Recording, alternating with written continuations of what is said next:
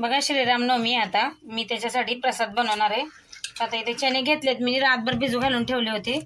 आता यांना आपण 2 शिट्ट्या लावून शिजवून घेऊया। चांगले स्वच्छ धुवून घेतले चणे मी। आता याच्यात चणे टाकून घेऊया आपण। आता याच्यात आपल्याला पाणी टाकायचे।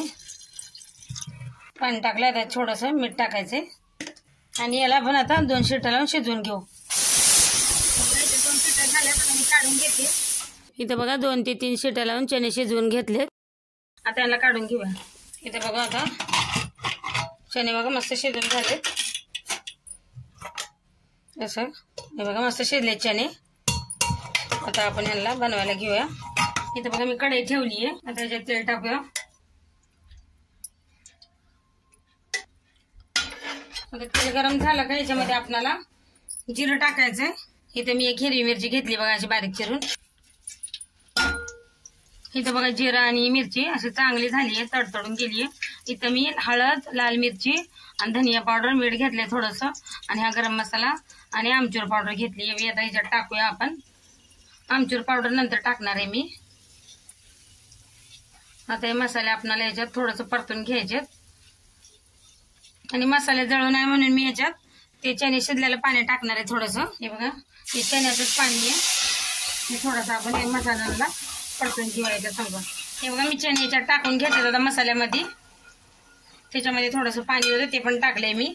आता यांना आपल्याला चांगलं शिजवून घ्यायचं सुकं होईपर्यंत। आता याच्यात बघा मी थोडंसं आमचूर पावडर टाकते। हे आपल्याला पाणी आटून घ्यायचं आहे। बघा आता आपले चणे झालेत। याच्यात आता थोडीशी बारीक चिरलेली कोथिंबीर टाकायची आणि याला खाली काढून घ्यायचं आता। आता आपण इथं शिरा बनवतोय, शिरा जसा हलवा। इथं बघा मी तूप टाकले कढईमध्ये। आता इथे मी ड्रायफ्रूट असे हलकेसे असे परतून घेणार आहे तुपामध्ये। आपल्याला हलकसं परतायचंय। आता आपण हे परतून घेतलं आता बाहेर काढूया। इथं आता मी हे बघा रवा घेतलाय। रवा बी टाकून आपल्याला रवा मस्त खमंग भाजून घ्यायचा, असा कलर बदली होतं चांगला खरपूस भाजून घ्यायचा आपल्याला रवा। हे बघा रव्याचा कलर हलकासा बदललाय, अजून थोडासा बदलून घ्यायचा आपल्याला। हे बघा इथं रवा आपण भाजून घेतलाय चांगला। याच्यात मी आता थोडं थोडं करून पाणी टाकते। गॅस कमी करायचा आपल्याला।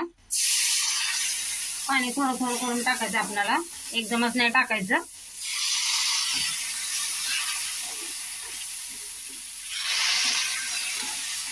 एकदम थोडं थोडं टाकायचं बरं का पाणी। आणि पाणी जरा जास्तच लागतं। रवा आपण चांगला आपण शिजवून घेऊया इथं आता। आता याच्यात मला साखर टाकायची आहे। हे बघा मी इथं 1 तांब्या पाणी घेतलं होतं, एवढं ठेवलंय पाणी याच्यात। आता याच्यात आपण साखर टाकूया। साखर तुम्हाला आवडेल तशी घ्या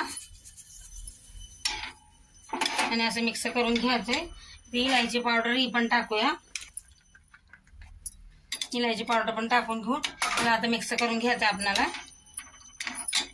ड्रायफ्रूट टाकून मिक्स करून घ्यायचंय असं चांगलं। आणि आपण रवा आता चांगला होऊ देऊया। हे बघा रवा किती मस्त आपला शिरा झालाय। हा प्रसादाचा रामनवमीचा शिरा असाच असतो एकदम मऊसूद। त्याला आपण थोडी वेळ आपण होऊ द्यायचे। आता इथे 1 चमचा मी वरतून तूप टाकते। वरतून असं तूप टाकलं की शिरा मस्त असा चमकदार बनतो आणि मिक्स करून घ्यायचं आपल्याला। बघा किती मस्त मऊसूद झालाय शिरा। हे बघा झालाय आता शिरा। आता गॅस बंद करून घेऊया आपण। तयार आहे बघा आपला रामनवमीचा प्रसाद। तेवढ्याला लाईक करा, चॅनलला सबस्क्राईब करा, शेअर करा।